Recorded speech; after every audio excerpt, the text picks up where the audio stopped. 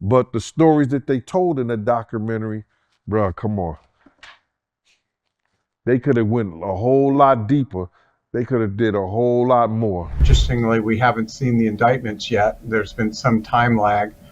I suppose it will take some time to go through all the forensic, evidence. We've reached a breaking point where the war between Diddy's sons and 50 Cent is no longer about image, it's about survival. The ground is shifting fast. Just weeks after 50 Cent's Netflix expose The Reckoning tore through Sean Combs' legacy with shocking footage and explosive claims, Justin and Christian Combs have launched their counteroffensive. This isn't a simple defense of their father. Insiders say they're assembling what amounts to a nuclear stockpile of damaging material on 50 Cent, information meant to expose his past and potentially rewrite hip-hop history. But here's the danger: as they plot retaliation, legal pressure is tightening around them. Lawsuits, subpoenas, and rumors of imminent arrests are circling the Combs brothers, turning a family defense into a high-risk gamble where one wrong move could put them behind bars alongside their father. With the series, with the film. I mean, I think the intention is to give a more full-bodied experience to what happened, from the people that agreed to sit down and to participate. And I feel like the film asks a lot of questions, maybe more questions are asked than answers given. The timing couldn't be more combustible.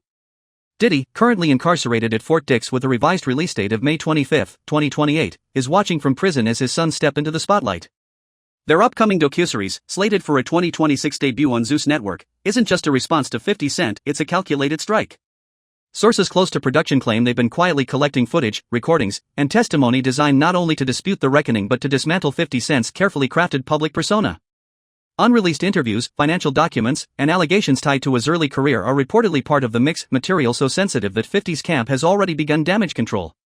Despite his public mockery, including Instagram jabs painting the brothers as living off Wi-Fi and inheritance, insiders admit he's far from relaxed. The real question isn't whether the Combs brothers can strike, it's whether they can withstand what comes after. Because this isn't just a documentary. It's a legal landmine.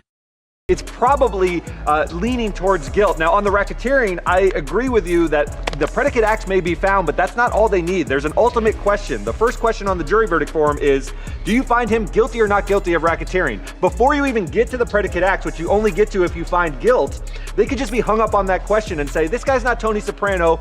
I am not convinced that I even want to find guilt. Justin, 31, and Christian, 27, are walking a tightrope, juggling their father's appeal while facing their own escalating legal threats. They're no longer just stewards of Diddy's legacy, they're defendants themselves.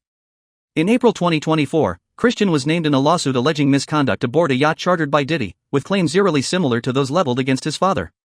2 months later, Justin was hit with a separate lawsuit accusing him of luring a woman to Los Angeles under false pretenses, followed by alleged coercion at a Beverly Hills property. The allegations include masked individuals, threats, and a disturbing pattern attorneys describe as like father, like son. Both brothers deny all claims, but the timing is brutal. Their documentary isn't merely PR, it's a Hail Mary as the clock runs down on their own exposure. And 50 Cent's camp isn't standing still. Say anything, you would interpret it as hip-hop is fine with his behaviors. There's no one else being vocal. So you would look at it and just say, because that mind your business, or let me not say nothing about nothing, or those things, it would allow the entire culture to register as if they're for that. For years, 50 Cent positioned himself as the moral counterweight to Diddy's alleged excesses. Now, his own history is under scrutiny. Insiders say the Combs brothers have secured testimony from figures connected to 50's pre-fame years, before Get Rich or Die Tryin', when his associations and deals were far murkier. Rumors swirl about sealed records, old feuds, and ties to controversial figures that could reignite debates about his rise. Publicly, 50 responds with bravado; privately, there's urgency. His legal team has reportedly contacted former associates, warning them against cooperating with the Combs project. Social media digs, like mocking Christian over a deleted tweet threatening violence, mask a deeper strategy. He's probing limits, testing how far they'll go. But the ultimate wildcard is Diddy himself.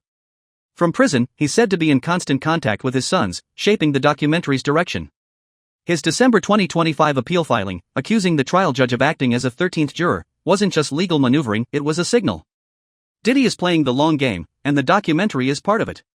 So the judge, again, seemed to be taking that matter pretty seriously and just pretty much said that, everyone, the attorneys, the witnesses' attorneys, the accusers' attorneys, they all have to adhere to these professional rules. They all have to adhere to this professional conduct. And if this continues and if more things are said that get onto the Some of the footage they hold was allegedly filmed by Diddy in the days before his arrest, material intended for his own narrative control. Now it's being repurposed, not just to clear his name, but to use it as leverage against 50 Cent. History shows Diddy's legal battles are never just about courtrooms, they're about power. With his release date inching closer, every move his sons make could either accelerate his return or ensure there's nothing left to come back to. What's clear is this documentary isn't the finale, it's the opening shot. The Combs brothers aren't only rewriting their father's story, they're positioning themselves as emerging power brokers in a post-Diddy industry. Justin, former host of Respectfully Justin on Revolt TV, and Christian, known musically as King Combs, are now at the eye of a storm that could reshape hip-hop's power structure. The risks are enormous. Same kind of extortion that we heard when Cassie took the stand and testified on that airplane ride back from France. Diddy said, "You don't do a freak off, I'm going to release one of the freak off videos that you are profiled in and humiliate." If the documentary misfires, if its material is ruled illegally obtained, or if their own cases gain momentum, the brothers could face the same fate as their father. For 50 Cent, this isn't just about being targeted, it's about navigating a game with evolving rules. His Netflix project was a knockout punch. The Combs response is a counterstrike that could level the field or obliterate it. Then there's the money. Diddy's empire, once worth hundreds of millions, has been gutted by lawsuits and brand toxicity. Yet his sons still control access to certain assets and secrets.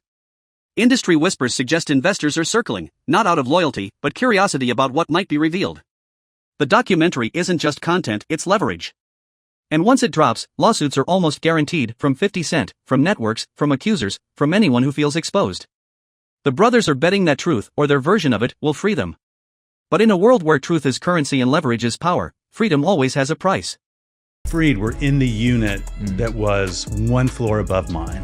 So in terms of like the setting, it's a fairly decent chance that the room I'm describing is similar to where Diddy is. Yeah. The Combs brothers have everything to gain and everything to lose. 50 Cent, long a master at turning feuds into profit, finds himself in unfamiliar territory, no longer the hunter, but the hunted. And Diddy, even from behind bars, continues pulling strings, proving his influence hasn't vanished, only evolved. The documentary arrives in 2026. Until then, battles will rage in courtrooms, backroom negotiations, and the shadows of an industry fueled by scandal. The real question is who remains standing when it's over and whether the truth will even matter. Because in this game, the first casualty isn't reputation, it's control. And right now, no one has it. Front of this and tried to persuade Netflix not to come forward with it. I think it's an interesting argument because what they're claiming is, Curtis Jackson, aka 50 Cent, has had a long-standing, animosity against Diddy and sort of vice versa. And because he's at the helm, they're arguing this can't be taken seriously. This should sort of be seen as propaganda. And one of the things that Netflix hit back with was, yes, he's the executive producer. He doesn't necessarily have creative control. And that's something. Once you see this isn't just two families at war, the bigger picture emerges.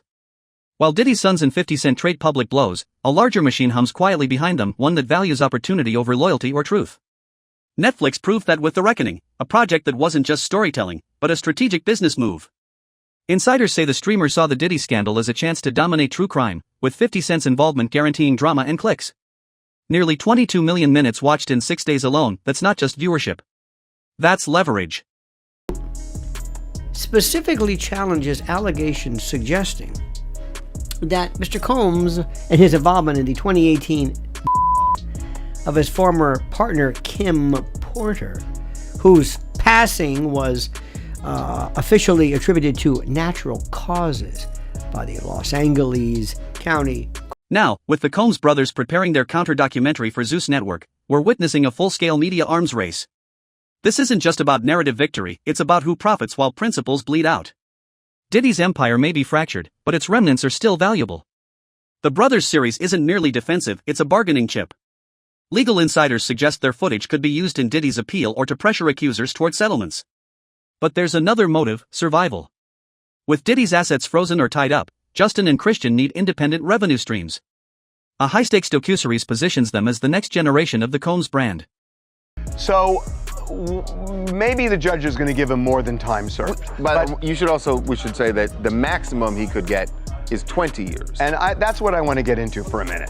Because this is some racist you-know-what, this man. Meanwhile, 50 Cent's empire isn't immune. His ventures in beverages, television, and crypto make him a target for rivals eager to exploit distraction. Rumors suggest certain competitors are quietly encouraging the Combs project, hoping it weakens 50 long enough for their own plays. In this arena, even an enemy's enemy can become an ally. And then there's the legal machine, thriving on prolonged conflict. Attorneys on both sides aren't just billing hours, they're maneuvering for future battles. One insider claims 50's legal team has contacted figures from Diddy's past, fishing for anyone willing to flip at the right price. Explain why he's speaking out now. He said he's speaking out because he believes Diddy's a predator. He wants accountability, and he doesn't want someone like this to run unchecked. At the same time, the Combs brothers' lawyers are digging into 50's early contracts, settlements, and sealed records, searching for cracks in his credibility. It's a chess match where every piece is a liability. FBI involvement in Diddy's original case was only the beginning. With the brothers now under scrutiny, the pressure is intensifying. If their documentary contains even a hint of illegally obtained evidence, they could face charges mirroring their fathers, without the cushion of legacy. The most chilling part isn't the feud, but who gets caught in the crossfire: assistants, former employees, low-level executives, names not yet public, but soon to be. The flight where Diddy said to her, she testified that he showed her a video of a freak-off that she participated in and said, if you don't participate in another freak-off when we get to New York, I'm going to put this video out. I'm going to send it to your mother. And that's coercion. She testified to that. If the jury believed her, that's coercion. They would have cast. Veterans warn the deeper this goes, the more bystanders will be dragged into the light. There's talk of a former bad boy staffer approached by both sides, offered money to stay silent or speak up. Others connected to 50 Cent may have stories that don't align with his public image.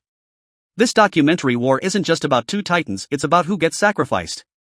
And in an industry built on secrecy, survival comes first. The scariest possibility is that this project isn't just a weapon, it's a delayed detonation. If the Combs brothers succeed, public perception could flip entirely: Diddy reframed as a victim of a witch hunt, 50 recast as an opportunist, accusers scrutinized for motive. Or it could implode, exposing new misconduct and handing prosecutors everything they need. He put his hands on females, put his hands on producers, executives. That's just his. I guess that's what the whole name Bad Boy comes from. That people don't really understand. What is it? What is a bad boy? Why did he choose that name? He never really gave a clear definition of how he feels about that. Legal analysts warn that even one provable instance of obstruction, witness tampering, or evidence destruction could spark new indictments, not just for Diddy, but for Justin and Christian. There's also the chance this is only the opening move in a years-long campaign, with more documents and witnesses waiting for the right moment. This isn't a single battle, it's a war of attrition. To understand why it feels existential, you have to zoom out. This is a proxy war for the soul of hip-hop, old guard versus new era. Diddy represents empire building through loyalty and secrecy. 50 Cent represents monetized transparency and public judgment. The Combs documentary is a last attempt to prove the old rules still work. It just felt like, what? Like, is this fun for him? Is this a test? But culture has shifted. In an age of instant accountability, silence and intimidation may not just fail, they may accelerate collapse. This feud is a reckoning with the industry's own complicity. The psychological toll is already visible: paranoia, severed alliances, fear that every text could be subpoenaed. Justin, once the polished UCLA graduate with a TV future, now faces lawsuits that may define his life. Christian, the rapper celebrating legacy, now confronts whispers of repeating history. Apparently Diddy's knee has been bothering him recently, so he reported it. At some point it was decided that he needed medical care outside of the jail, so he was taken to a... For 50 Cent, this is uncharted territory. He's long controlled the narrative, turning adversity into brand equity. But credible hits from the Combs project could shatter his mythos, the story of the self-made king who beat the system.